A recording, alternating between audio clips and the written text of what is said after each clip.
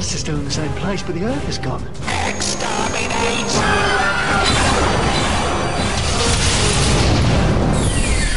Welcome to my new empire. Ladies and gentlemen, we are at war. Exterminate Torchwood!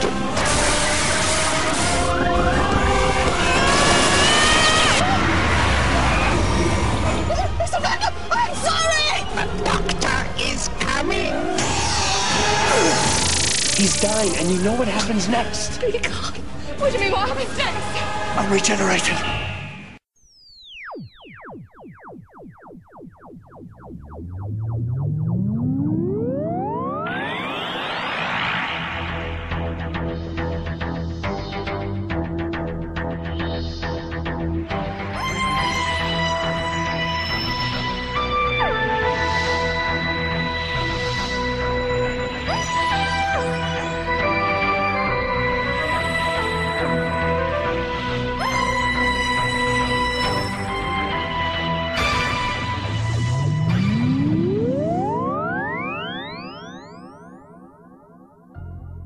Welcome once again to the Tin Dog Podcast, and welcome to the very end of Season 4, or Series 30, as usual depending on which side your fan bread's buttered.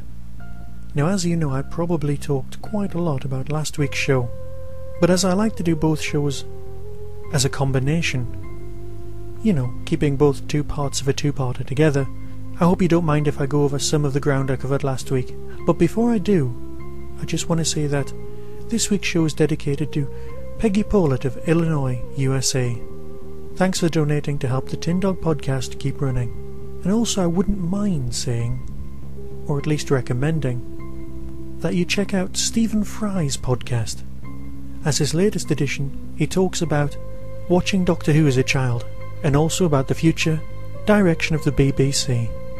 So if even remotely you're interested in the history of British television, you track that down and give it a listen. I think it's on iTunes. But enough nonsense, on with the review of The Stolen Earth. This is one of 4 back-to-back stories, all written by Russell T Davies. Now we know he's leaving, but he's not leaving till the end of 2009, which means the Christmas special and several others may be written by him. And so after 4 years, you might imagine that you're starting to see someone's ideas dry up. However, if these 4 stories are anything to go by, that couldn't be further from the truth. For many people watching, The Stolen Earth is the highlight of the entire season. It's the exciting episode where we get to see all of the toys put out before us, all ready for the end game. And like many things in life, the journey is so much better than the destination. But we'll talk about episode 2 shortly, but not yet, because for 1 week all we could think about was this one story. Yeah, we'd grown sick of the Daleks turning up every series, and I know they're iconic, and I know that the BBC had been granted permission to use the rights by Terry Nation's estate for 5 years, which probably means they may appear next year in one of the specials before the rights have to get bought back once again.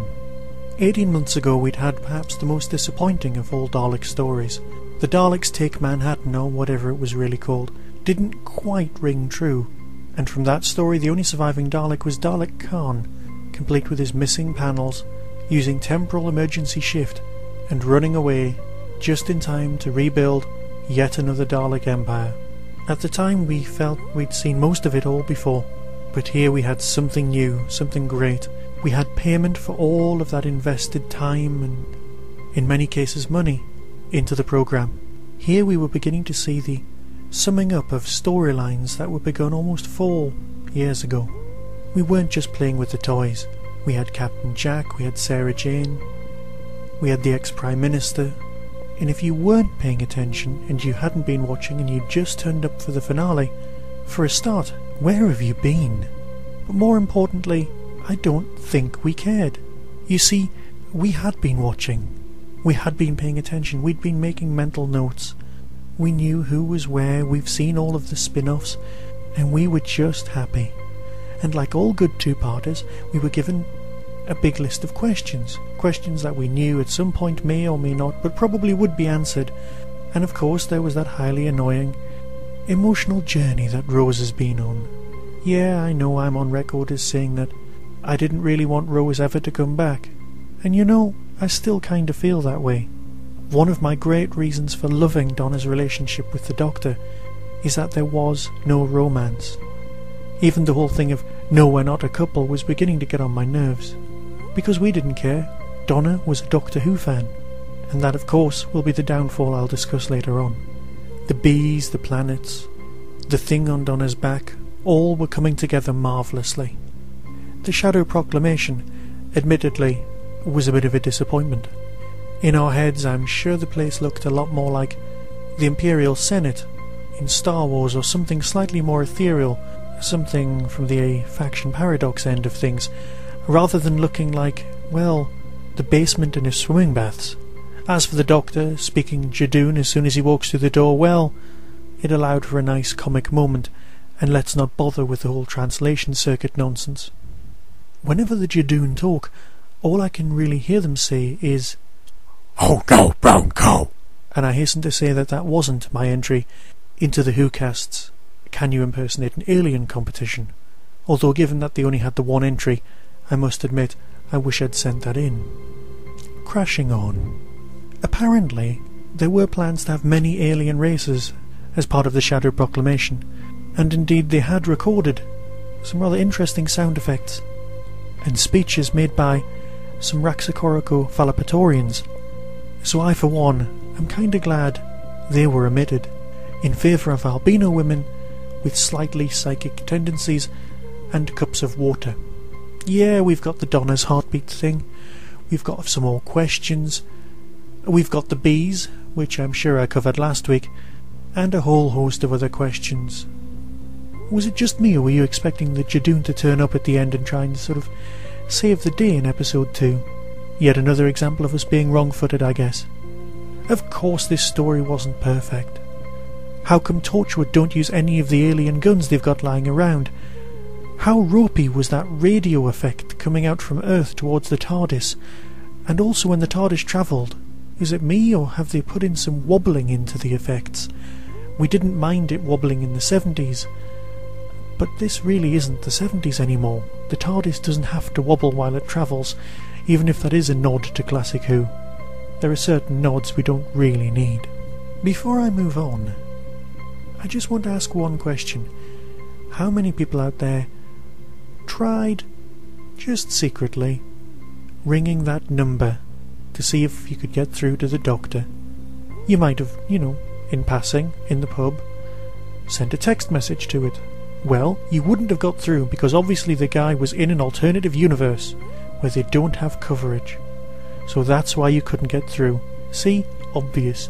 Not that Ofcom supplied a number that no one would have or anything like that. That would just be silly. See, I made it through that entire thing without mentioning Clom. I can't leave my review of episode 1 without mentioning how great Dalek Khan had become. That wonderful, giggly, prophesying voice played wonderfully up against the deeply evil and fantastically acted Davros. Julian Bleach, is it Bleach? I guess it is Bleach. Managed to find a wonderful midpoint between Wisher and Malloy. The cool, calm, calculating scientist of Wisher and the completely insane Malloy. Truly, truly great. Which brings us, of course, to that end, that cliffhanger, that wonderful moment that sold us on a nice little goose chase, where I, for one, was quite willing to believe that we'd been tricked into having a regeneration scene. Now, I'm not sure when David Tennant will leave, but an actor like that really can't stay in one place forever, and with only a few extras next year and then a switch to high definition, I don't know what's to come. But at least we'll have him till at least next Christmas. And as we always know, Christmas is a great time for rebirth, regeneration, and other such things. The ending approaches. People and planets and stars will become dust. And the dust will become atoms, and the atoms will become nothing. This is my ultimate victory. The destruction of reality itself!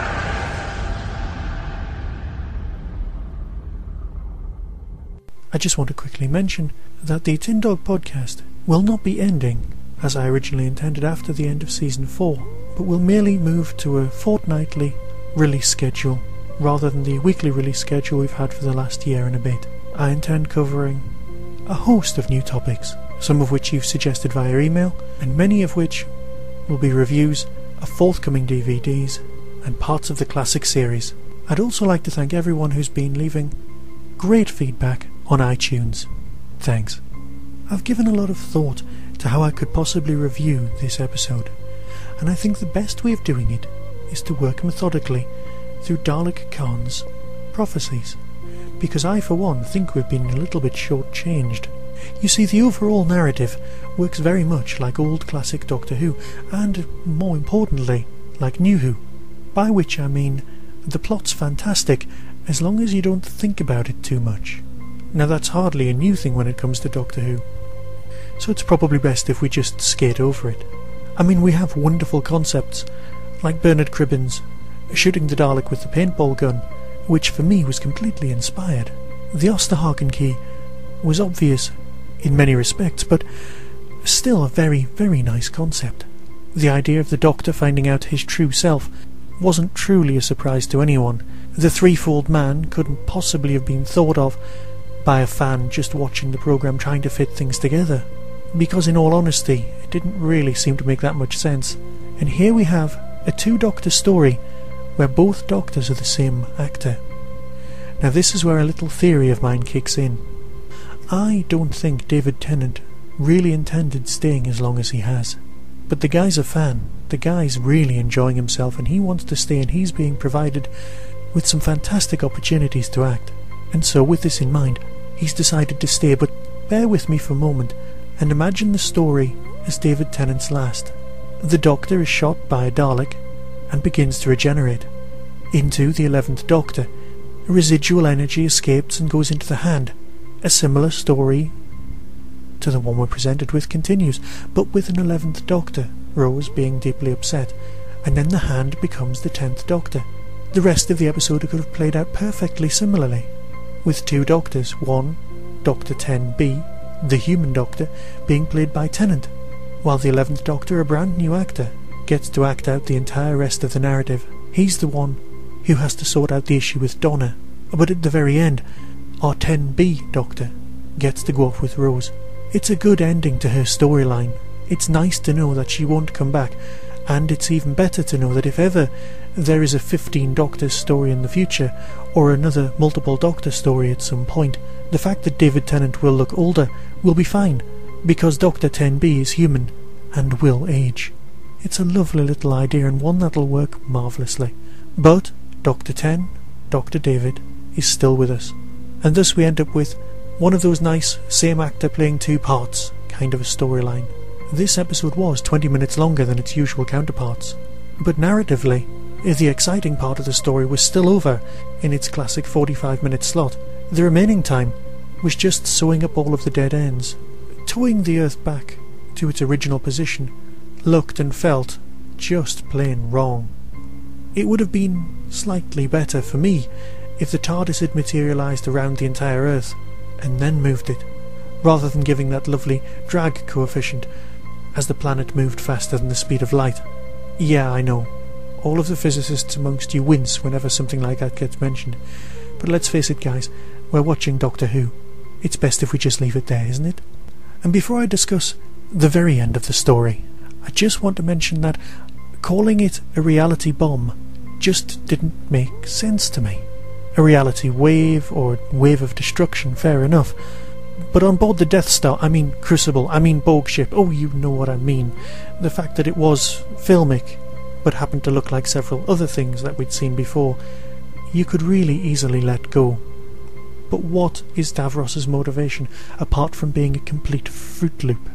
Okay, Davros is mad and wants the Daleks to be the only surviving creatures in the universe, but surely the Daleks want to subjugate, not replace.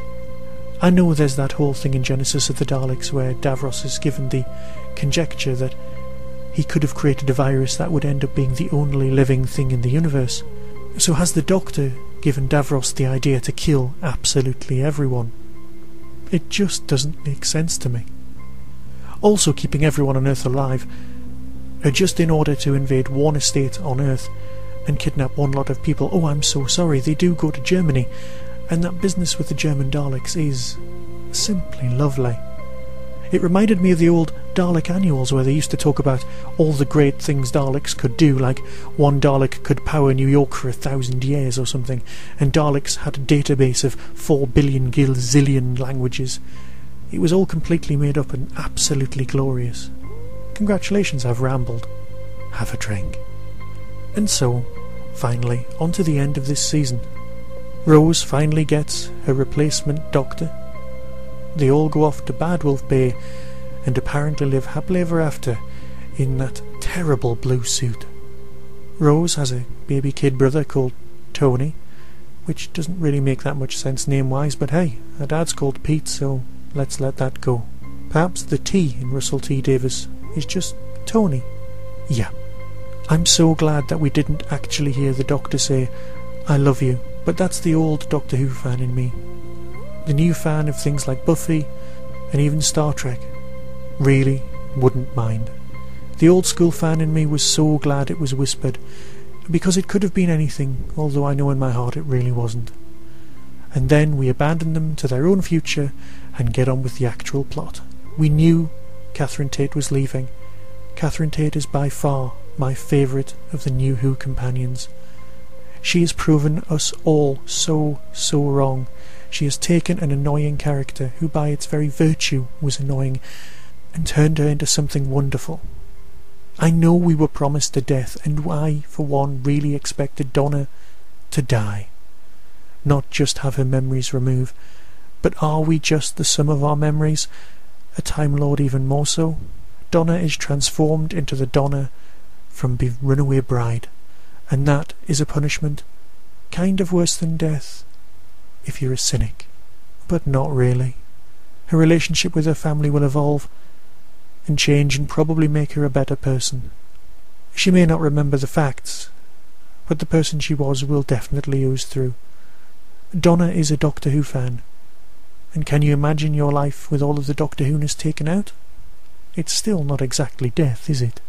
It's just not as much fun. I, for one, will genuinely miss Donna, but we have Christmas to look forward to. Christmas and The Wrong Cybermen. The Wrong Cybermen is not an Aardman animation. It's just I don't quite understand where these Cybermen have come from if they're in Victorian England. Thus begins an enormous bit of conjecture that'll last at least 5 months until Christmas rolls around. So, if you've only been listening to this show while Doctor Who's been on the air, thank you very much for listening, and I'll see you at Christmas. If, however, you've enjoyed the Tin Dog podcast and want to stick with me right through till Christmas, I'll speak to you all very, very shortly. Be seeing you.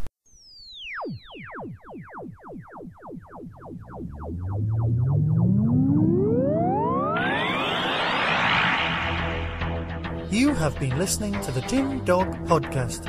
Doctor Who and its associated shows are all trademark of the BBC. No infringement is intended. Contact us at tin-dog@hotmail.co.uk.